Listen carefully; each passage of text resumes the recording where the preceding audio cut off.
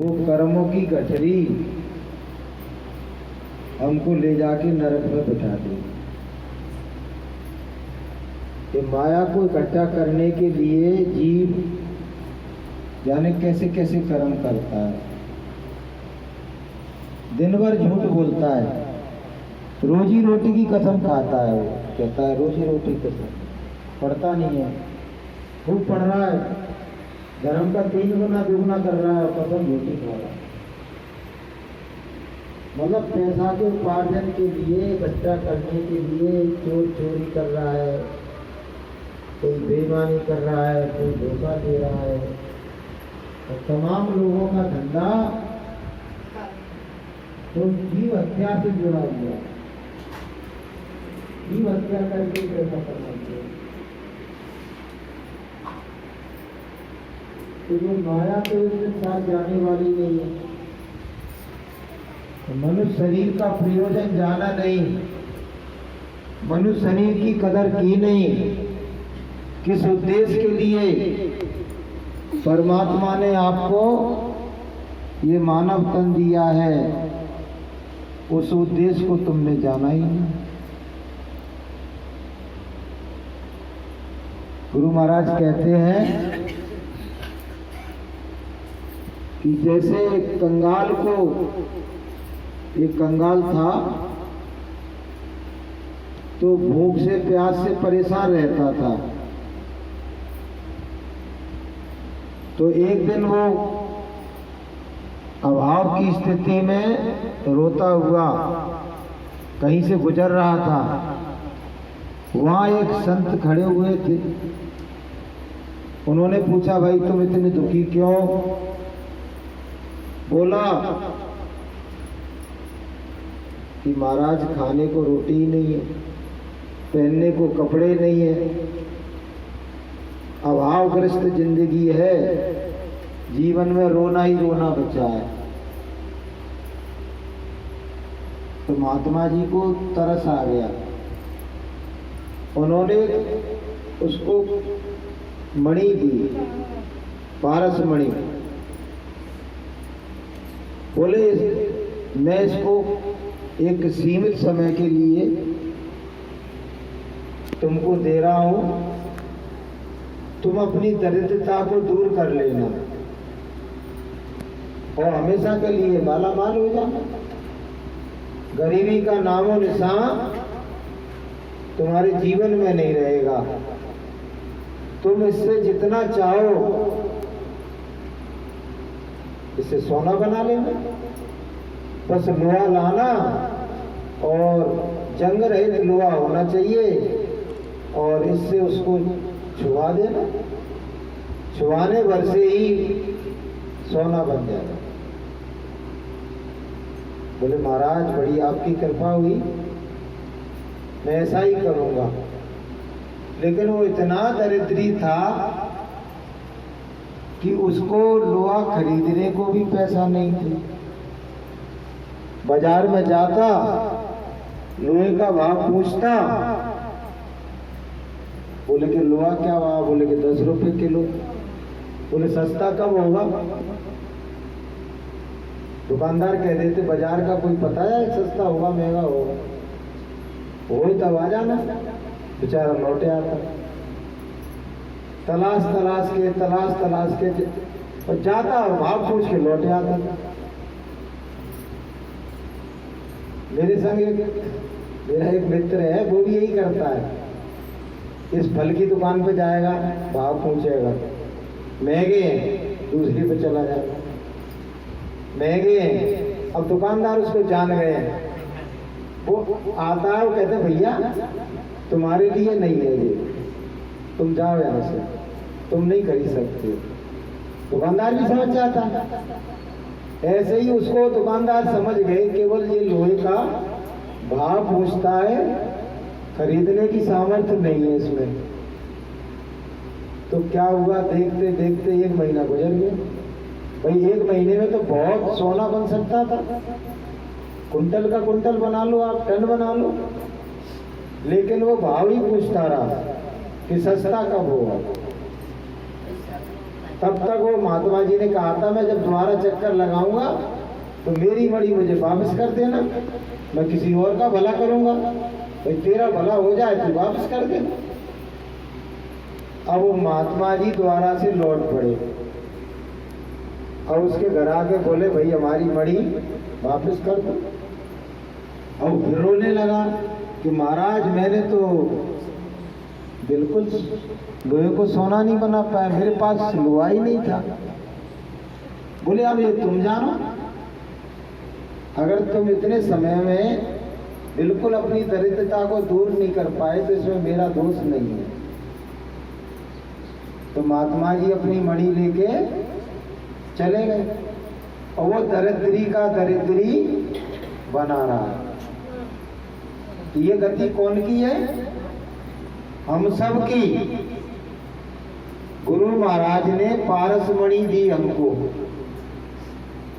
जो जय गुरुदेव नाम है वो पारस मणि का काम करता है। जन्म जन्मांतर की आप अपनी दरिद्रता को दूर कर सकती हो, मन बुद्धि चित्त की गंदगी को दूर कर सकते थे इसका नाम जप के। और जिनको नामदान मिला है तो उनको तो बाकायदा सुसज्जित परमात्मा के पवित्र नाम उनको बताए गए, लेकिन हमने उनकी कदर नहीं की। हम उस आदमी की तरह से बस ये कहते रहते हैं भाई जीवन में अच्छा समय कब आएगा, कब मौका मुझे मिलेगा। अभी तो मैं क्या कहते हैं परिवार में उलझा हुआ हूँ, अभी तो मैं गृहस्थी में उलझा हुआ हूँ, अभी तो मैं जवानी में मदमस्त हूँ। बच्चे कहते हैं पढ़ाई के बोझ के तले हम दबे हुए हैं, हम पर समय ही नहीं है भगवान का भजन करने के लिए। और जब बूढ़े हो जाते हैं तो बुजुर्ग कहते हैं कि भैया अब हम करने में असमर्थ हो गए, क्योंकि हमारे शरीर में नाना प्रकार के विकार आ गए हैं, हम बैठ भी नहीं पाते ठीक ढंग से, हमारी तमाम तरह की परेशानियां। तो सोचने वाली बात यह है कि जीवन काल में वो कौन सी घड़ी है, कौन सा समय है जिसको आप समझ रहे हो कि ये परमात्मा का भजन करने के लिए अनुकूल है। कोई ना कोई परेशानी, कोई ना कोई व्याधि, कोई ना कोई संघर्ष, कोई ना कोई दुख तकलीफ मुसीबत परेशानी जीवन के हर काल में बनी ही रहती है। हमको क्या करना है? जीवन के हर काल में, हर क्षण में हमको परमात्मा के नाम का सुमरन करना है। व्याधियां तो आएंगी और जाएंगी, दुनिया की जो परेशानियां है ना, एक चली जाती है तो चार आ जाती। जीवन को आप देखिए, आदमी सोचता है मैं ये काम मेरा हो जाएगा, बस मेरी बिटिया की शादी हो जाए फिर तो मैं निश्चिंत हो जाऊंगा। हो पाए? चार व्याधियां और आ गई। तो हमको क्या करना है? जैसे वो घुड़सवार था ना, वो कहीं जा रहा था, उसे घोड़े को पानी पिलाना था, तो किसान का रेट चल रहा था। अब वो गया, भाई हमको उसको घोड़े को पानी पिलाना है, तो बोले मैं रेट चला रहा हूँ और तुम पानी पी लो। और वो रेट चले तो उसकी आवाज में घोड़ा पानी ना पिए। बोले भैया इसको बंद कर दो, बंद कर दो तो पानी बंद हो जाए। बढ़िया आफत, चलाने लगे तो घोड़ा बिदक जाए, और बंद कर दे तो पानी ना रहे। तो उसने कहा देखो रेट चलेगा तभी तुम्हारा घोड़ा पानी पी पाएगा, तुमको इसको बंद कर दो, तुमको जीवन का अंत कर दो, या सारे कार्यों को विराम दे दो, तब हम भगवान का भजन करेंगे। तो ये संभव नहीं है। जीवन के हर काल में हमको परमात्मा का भजन करना है। बचपन में भी गुरु महाराज क्या कहते हैं, 10 साल के बच्चे से लेके मैंने तुमको जो परमात्मा का भजन करने का जो आपको क्रिया बताई है उतनी सरल है कि 10 साल के बच्चे से लेकर 80 साल तक का वृद्ध भी उसको आसानी से कर सकता है। बहानेबाजी बनाओ तो बनाते रहो। हमको नामदान 10 साल की उम्र में मिल गया था। 10 साल की उम्र में हमको नामदान मिल गया। अब 10 साल की उम्र में ही हमने भगवान का भजन करना शुरू कर दिया। पिछले जन्म का कुछ रहा होगा संस्कार कि छोटे बच्चे तो वैसे कहाँ करते ही नहीं। लेकिन हमको इतना अच्छा लगा कि 10 साल की उम्र में ही भगवान की दया से परमात्मा का भजन करना शुरू हो गया, उन्हें आ जाने दे दिया। तो अब वो क्रम अभी भी चल रहा है गुरु महाराज की दया से। तो संत ये कहते हैं कि तुम्हारे जीवन के 4 दिन हैं, बचपन, जवानी, प्रौढ़ अवस्था और वृद्धावस्था। 4 दिन की जिंदगानी है। इन 4 दिनों में ही हमको अपनी आत्मा का काम करना है, आत्मा की जागृति का काम करना है। लेकिन होता क्या है कि बचपन बीता खेल खेल में, भरी जवानी सोया। कि बचपन बीता खेल खेल में, भरी जवानी सोया। और देख बुढ़ापा अब क्या सोचे, क्या पाया क्या खोया। और दिन तो बीता दौड़ धूप में, और ढल जाए ना सामरे। गुरु नाम गुरु राम, गुरु राम राम राम। तेरे मन में राम, तन में राम, रोम रोम में राम रे। और राम सुमुर ले, ध्यान लगा ले, छोड़ जगत के काम रे। बोलो राम, बोलो राम, बोलो राम राम राम। तो बचपन तो खेल कूद में बीत गया, और जवानी नींद भर सोया। और बुढ़ापा देख के आप कहने लगे कि क्या पाया क्या खोया। तो दिन तो दौड़ धूप में बीत जाता है, तो कम से कम रात का तो सदुपयोग कर लो, नहीं तो रात भी ढल जाएगी। क्योंकि रात हमेशा विद्यमान नहीं रहती है। रात के बाद क्या होता है, सुबह हो जाती है। कि रात के बाद होता सवेरा, हमेशा रात के बाद सुबह होती है। देखना हो अगर दिन सुनहरा, अच्छे दिन आपको देखना है, जीवन में खुशहाली लाना है, अपनी आत्मा के लिए कुछ इकट्ठा करना है, तो हमको रात का सदुपयोग करना सीखना होगा। कि रात के बाद होता सवेरा, और देखना हो अगर दिन सुनहरा। और पाँव फूलों पे रखने से पहले, पाँव फूलों पे रखने से पहले, तुमको कांटों पे चलना पड़ेगा। पाँव फूलों पे रखने से पहले, तुमको कांटों पे चलना पड़ेगा। और जिंदगी एक किराए का घर है, एक ना एक दिन बदलना पड़ेगा। और मौत जब तुमको आवाज देगी, फौरन बाहर निकलना पड़ेगा।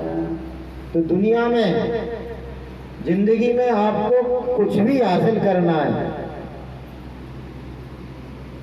फूल प्राप्त करने के लिए आपको पहले कांटों में उलझना पड़ता है। सुख की अभिलाषा सबके मन में रहती है, लेकिन सुख उनके जीवन में आता है जो संघर्षों से और दुखों से, जो संघर्ष करते हैं, जो जूझते हैं। जैसे कोई बच्चा बहुत बड़ा अधिकारी बन गया तो सोते सोते बन गया, बोलो, तो बहुत अध्ययन करना पड़ा। कोई बहुत बड़ा साधक बन गया, कोई ज्ञानी बन गया, कोई विज्ञानी बन गया, ऐसे ही बन गया, उसको बहुत संघर्ष करना पड़ता है। गुरु महाराज कहते हैं कि जीवात्मा को जगाने के लिए भी आपको निमित्त मात्र साधन भजन तो करना ही पड़ेगा। आप टोटल ये कहो केवल गुरु महाराज कर देंगे, हम चैन की बंसी बजाएंगे, तो ये संभव है क्या? गुरु महाराज अपने पुकार बिंदु से कहते थे, बच्चों थोड़ा तुम करो, थोड़ा हम करें, और परमात्मा की दया हो जाएगी तो तुम्हारी जीवात्मा भवसागर से पार हो जाएगी। बोलिए प्रेम से। भाई ज्यादा करने की नहीं कहते, लेकिन थोड़ा करने की, तो थोड़ा सा सुमरन करो, थोड़ा सा ध्यान करो, थोड़ा सा भजन करो। और आपको एक बात बताएं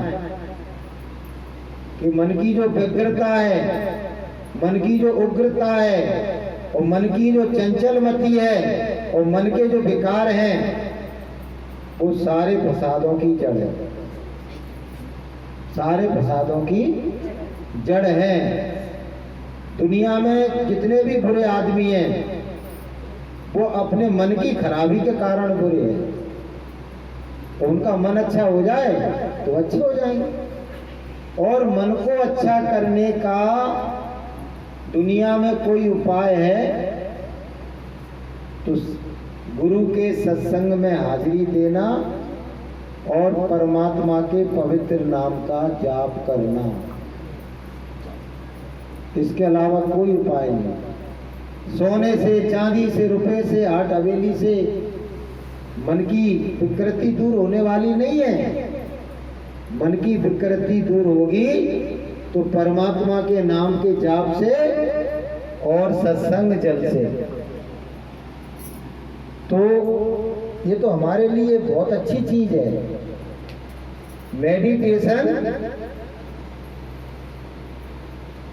सबके लिए अनिवार्य है।